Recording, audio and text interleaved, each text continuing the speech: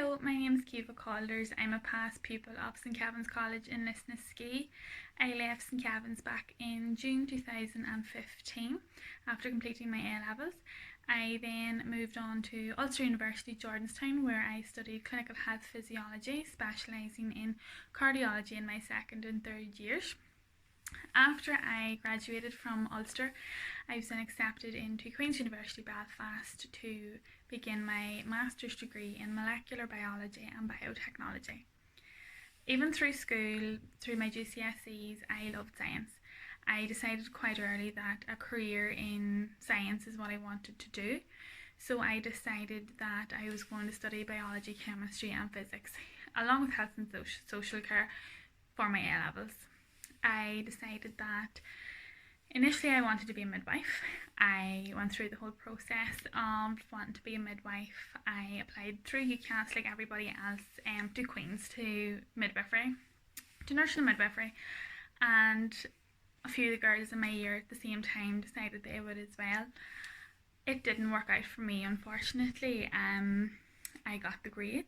I went to the interview, but unfortunately I didn't get past the interview stage, which meant I was absolutely heartbroken. So it clearly wasn't for me, and I decided that I would do my second degree, or my second choice degree, and I decided that I would focus on getting into Jordanstown to do clinical physiology, and that's what I done, and I've never looked back since.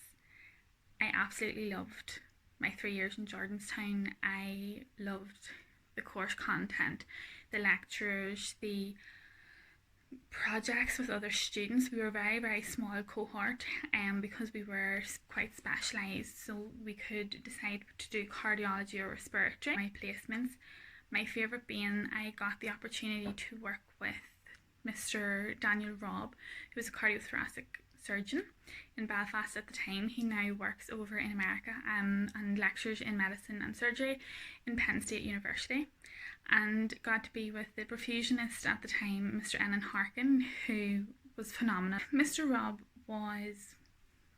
is an absolutely amazing surgeon.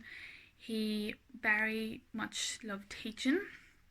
He enjoyed students. He enjoyed having theatre full of students asking questions.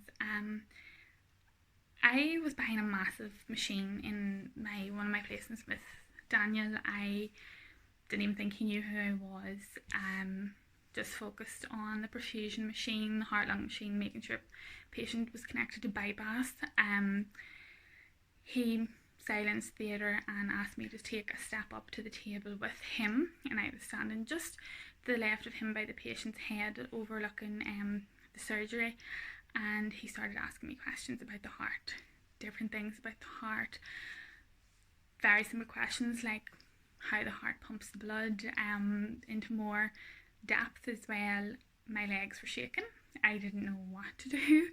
I was very, very nervous, but I stood my ground. I knew my stuff. I was confident, and I answered his questions, and in turn I actually asked him a few questions, and it was by far the best placement, getting to see everything from a double valve replacement to a coronary artery bypass graft, which is used when the patient's coronary arteries are completely blocked. New coronary arteries need to be made, and this is done via taking veins and vessels from the calf of the patient's leg, and they are rerouted around the heart. His original coronary arteries are blocked off, stitched together basically, and his new coronary arteries are rerouted around the heart to make the new pathway for the blood flow.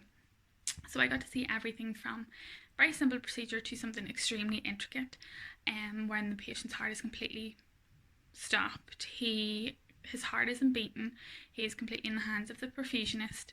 The perfusionist is keeping that patient alive without his heart actually beating, which was, to me, phenomenal. So that was definitely my favourite placement, and it was then that I decided that I was going to do everything I could to become a transplant perfusionist. Work hard, and you'll make it. You'll definitely get there.